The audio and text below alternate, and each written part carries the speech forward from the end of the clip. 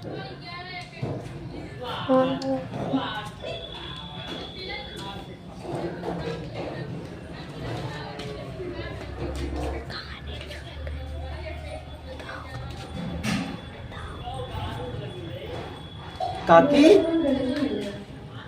ओ काकी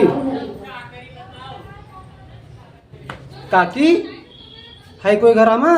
हाँ भैया आए गए हम। रुको आए गए हम।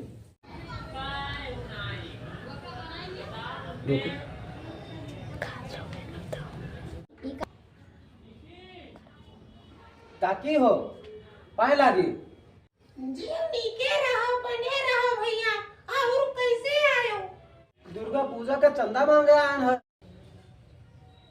बहुत नीक की हो भैया आए गए हो तो चंदा में कहा दे दे भैया। ओ काकी हर साल जो देत रहे हो वही दे दियो।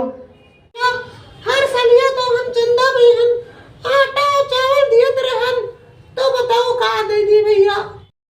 अरे ऐसे बढ़िया कहा है तो और चंदा गौवा में जाओ मांगो और हम पे हुए भिजवाई दे कर। ठीक है काकी भेज दियो चंदा और आटा चावल जो कुछ हुई और कल नवमी है और प्रसाद खाए जरूर आयो।